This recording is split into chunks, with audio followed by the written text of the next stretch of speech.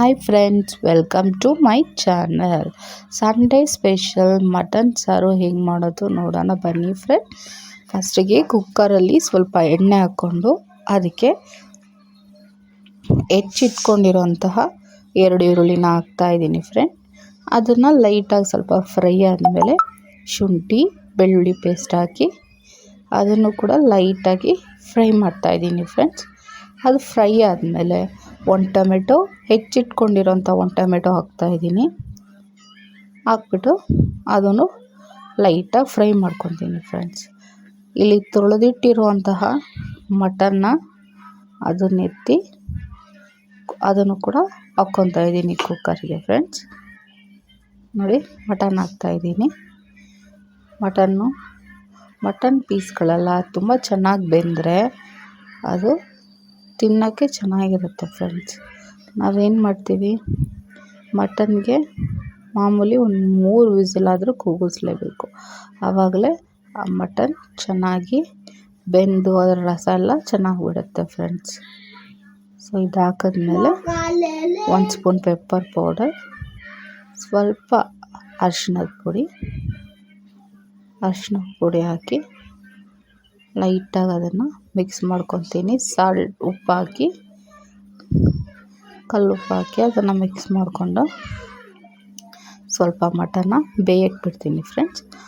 ಅಷ್ಟರಲ್ಲಿ ನಾವು ಇನ್ನೊಂದು ಸ್ಟವ್ ಮೇಲೆ ಮಸಾಲೆ ಹೇಗೆ ಮಾಡೋದು ಅನ್ನೋದನ್ನು ನೋಡೋಣ ಬನ್ನಿ ಫ್ರೆಂಡ್ಸ್. ಫಸ್ಟು ಇದು ಕಲಸಾದ್ಮೇಲೆ ಇದನ್ನು ಸ್ವಲ್ಪ ಬೇಯಕ್ಕೆ ಬಿಟ್ಬಿಡೋಣ. ಅದು ಬೇಯ್ತಾ ಇರಲಿ. ಅಷ್ಟರಲ್ಲಿ ನಾವು ಮಸಾಲೆ ಹೇಗೆ ಮಾಡೋದು ಬನ್ನಿ ನೋಡೋಣ. ಫಸ್ಟಿಗೆ ಒಂದು ಬಾಣಲೆ ಇಟ್ಕೊಂಡು ಅದಕ್ಕೆ ಲೈಟಾಗಿ ಸ್ವಲ್ಪ ಎಣ್ಣೆ ಹಾಕಿದ್ದೀನಿ.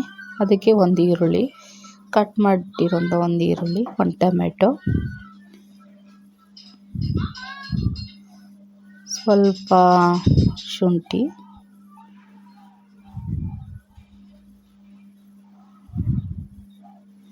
ಒಂದು ಚಕ್ಕೆ, 2 ಲವಂಗ,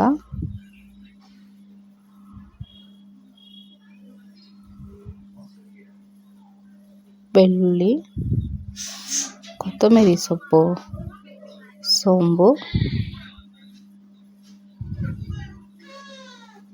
ಧನಿಯಾ, 1 ಇಡೀ ಧನಿಯಾ ಹಾಕ್ಕೊತಾ ಇದ್ದೀನಿ ಫ್ರೆಂಡ್ಸ್. ಚೆನ್ನಾಗಿ ಇದನ್ನು ಫ್ರೈ ಮಾಡಬೇಕು. ಅದು ಚೆನ್ನಾಗಿ ಫ್ರೈ ಆಗ್ತಾಯಿದೆ ನೋಡಿ. ಧನಿಯಾನ ಫಸ್ಟೇ ಹಾಕಿದ್ರೆ ಅದು ಸೀದೋಗುತ್ತೆ ಫ್ರೆಂಡ್ಸ್. ಅದರಿಂದ ನಾನು ಲಾಸ್ಟಲ್ಲಿ ಧನಿಯಾ ಹಾಕ್ತಾಯಿದ್ದೀನಿ. ಆವಾಗ ಅದು ಸೀದೋಗಲ್ಲ ನೋಡಿ. ಇವಾಗೆಲ್ಲ ಬೆಂದು ಒಂದು ಅದಕ್ಕೆ ಬಂದಿದೆ. ಇದನ್ನು ಸ್ವಲ್ಪ ಆರಕ್ಕೆ ಬಿಟ್ಬಿಡೋಣ. ಆರಾದಮೇಲೆ ಜಾರ್ಗೆ ಹಾಕ್ಕೊಂಡು ಅದಕ್ಕೆ ಕಟ್ ಮಾಡಿಟ್ಟಿರೋಂಥ ಒಂದು 2 ಪೀಸ್ ತೆಂಗಿನಕಾಯಿ ತೊಗೊಂಡಿದ್ದೀನಿ. ತೆಂಗಿನಕಾಯಿ ಇವಾಗ ಇದಕ್ಕೆ ಪೆಪ್ಪರ್ ಹಾಕ್ಕೊತಾ ಇದ್ದೀನಿ ಫ್ರೆಂಡ್ಸ್. ಆಲ್ರೆಡಿ ನಾವು ಒಗ್ಗರಣೆಗೆ ಪೆಪ್ಪರ್ ಪೌಡ್ರ್ ಹಾಕಿದ್ದೀವಿ. ನಾನು ರುಬ್ಬಕ್ಕೂ ಕೂಡ ಪೆಪ್ಪರ್ ಹಾಕ್ತಾಯಿದ್ದೀನಿ. ಸೊ ಮಟನ್ ಎಲ್ಲ ಕುದ್ದಿದೆ. ಈಗ ರುಬ್ಬಿಟ್ಟಿರುವಂಥ ಮಸಾಲಾನ ಅದರೊಳಗಡೆ ಹಾಕ್ತಾಯಿದ್ದೀನಿ. ಹಾಕಾದ್ಮೇಲೆ ನೋಡಿ ಎಲ್ಲ ಎರಡೂ ಹೊಂದ್ಕೊತಾ ಇದೆ. ಇವಾಗ ನಾನು ನೀರು ಹಾಕ್ತಾಯಿದ್ದೀನಿ. ಜಾರನ್ನ ತೊಳೆದಿರೋ ನೀರು ಹಾಕ್ತಾಯಿದ್ದೀನಿ ಫ್ರೆಂಡ್ಸ್. ಯಾಕಂದರೆ ಖಾರ ಮಸಾಲೆ ಎಲ್ಲ ಅದರಲ್ಲೇ ಇರುತ್ತಲ್ಲ. ಸೊ ಇವಾಗ ನಾವು ಮನೇಲಿ ಮಾಡ್ಕೊಂಡಿರೋ ಅಂಥ ನಾನ್ ವೆಜ್ಗಳಿಗೆ ಮಾಡಿರೋ ಸಾಂಬಾರು ಪುಡಿ ಫ್ರೆಂಡ್ಸ್. ಇದು ನಾನು ಇದನ್ನೇ ಎಲ್ಲ ನಾನ್ ವೆಜ್ಗಳಿಗೂ ಯೂಸ್ ಮಾಡೋದು. ಇದು ನಾನು 2 ಸ್ಪೂನ್ ಹಾಕ್ತೀನಿ. ನಿಮಗೆ ಖಾರ ಎಷ್ಟು ಬೇಕೋ ನಿಮ್ಮ ಅಳತೆ ತಕ್ಕ ನೀವು ಹಾಕ್ಕೊಳ್ಳಿ. ನಮ್ಮ ಮನೇಲಿ ಸ್ವಲ್ಪ ನಮ್ಮ ಯಜಮಾನ್ರು ಖಾರ ಜಾಸ್ತಿ ತಿಂತಾರೆ. ಅದಕ್ಕೆ ನಾನು 2 ಸ್ಪೂನ್ ಖಾರದ ಪುಡಿ ಹಾಕಿದ್ದೀನಿ. ಈಗ ನೋಡಿ ಫ್ರೆಂಡ್ಸ್, ಇನ್ನೊಂದು ಸ್ವಲ್ಪ ನೀರು ಆ್ಯಡ್ ಮಾಡ್ಕೊತಾ ಇದ್ದೀನಿ.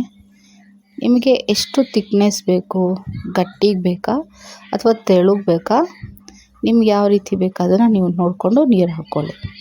ನನಗೆ ತೆಳುಗೆ ಬೇಕು ಫ್ರೆಂಡ್ಸ್. ನಾವು ತೆಳುಗೆ ಮಾಡ್ತೀವಿ. ಅದನ್ನು ನಾನು ನೀರು ಹಾಕ್ಕೊಂಡು ಅದನ್ನು 2 ರೌಂಡು ಸ್ವಲ್ಪ ತಿರುಗಿಸ್ಬಿಟ್ಟು ಕುಕ್ಕರ್ ಮುಚ್ಚಳ ಹಾಕ್ಬಿಟ್ಟು 2 ವಿಸಿಲ್ ಆದಮೇಲೆ ನೋಡಿ ಮಟನ್ ಸಾಂಬಾರು ರೆಡಿ. ನೋಡಿ ಫ್ರೆಂಡ್ಸ್, ಸುತ್ತ ಎಣ್ಣೆ ಬಿಟ್ಟಿದೆ. ಸೊ ಮಸಾಲೆ ಎಲ್ಲ ನೀಟಾಗಿ ಚೆನ್ನಾಗಿ ಕುಕ್ಕಾಗಿ ನೋಡಿ ಮಟನ್ ಪೀಸು ಕೂಡ ತುಂಬ ಚೆನ್ನಾಗಿ ಬೆಂದಿದೆ.